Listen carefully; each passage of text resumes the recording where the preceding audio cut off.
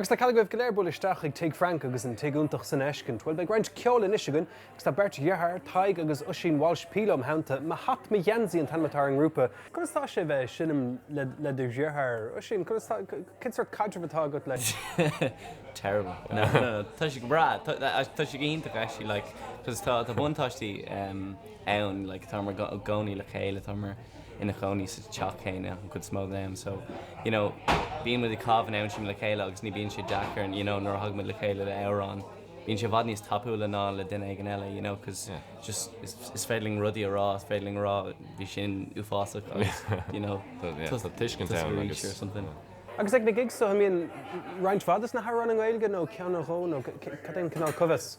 Bran sé ar an gig atá dhéanamh gin, déanamh anna chuid sna Gaeilge láistí ar an Sarah agus an sin bíonn siad ar fadas Gaeilge, so sin just na cín Gaeilge, but nuair tá mar déanamh ar gigs hain, de gnás meascán chuos go má de cín as béir agus as Gaeilge, like ar an CD tá meascán an bhat sé leath agus leath.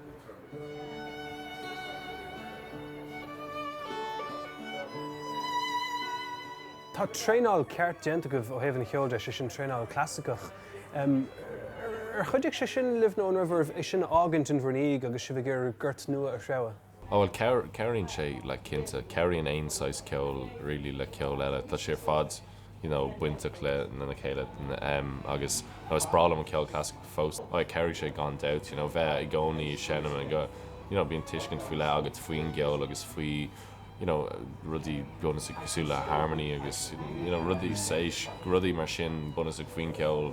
Tá sé sin bhhaid níos technicúil ná bheith sé hagann sé thugam, like, rá rudí nach tuigim in anchor, like, faoi, you know, we just hold Kermit on fifth on shin, agus, you know, rudí mar sin is, bhím sé, yeah, Dana sin, bei sin fairfa. Barrání sé mission í hiigim sé fáic. Ligam arm cover fad. Bín si bh cumadort ach bín si bh gastrú chomá agus déanann si bh choirú de bhar go tain ar an eile. Tá si chun ceanna hinna manistún bhfuil ór. Is an fin Gheansa? Is an áling Scríomh an grúpa interference is an anheastain. Bhí scríomh as béirle, but Dasher Tadhg agus a cara go Gaeilge agus ceam muidna go na lyricí just go hálinn. Tá sí bhad níos fearr as Gaeilge, ceam muidna anyway. Sí, hosig mé amach a gastra ar an, really, nar bhí mé céadlín ar an gláiste agus, you know, for me on response ar fad ó gachtain, you know, rinne mar cúpla cín Mumford & Sons who's Gheansaí an and rudí mar sin agus, you know, just being is brála daoine ach an ceann sin ceapan just ibrion sé in Gaeilge, like is cosúil go raibh sé scríomh in Gaeilge, so is bráling is féad tá fiddle an cumá agus an guitar so cin á difriúil, so. Tá mar chun legan a chlusan is an grúpa ma hat me Gheansaí leis ná an ór. Iva.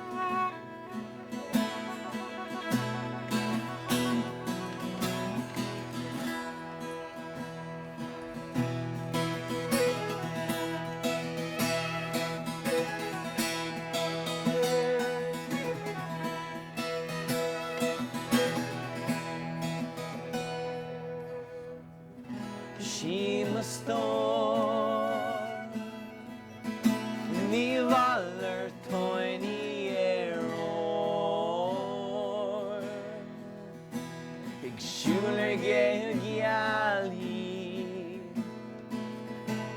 rugga mé le geal spúí smé héana bheith be me Sarah ag siúlar gealaí fechan amach ar fargaí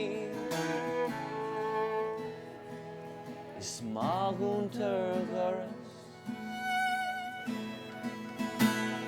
tóntar bóra bhaile dúí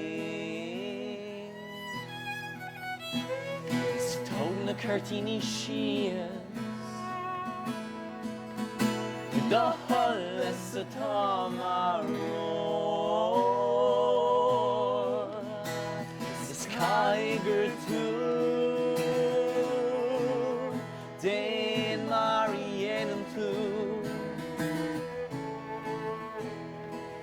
Ik schuler geis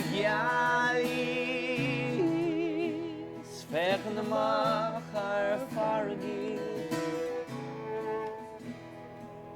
Stam och chreid och knas Cad mas tu rev tos no toko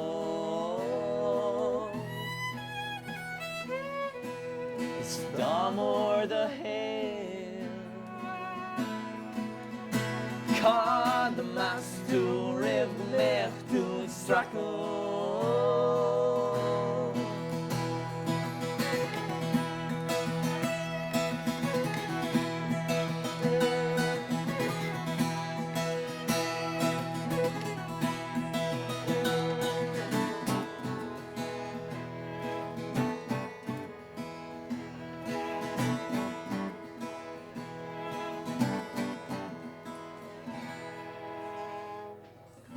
She must slow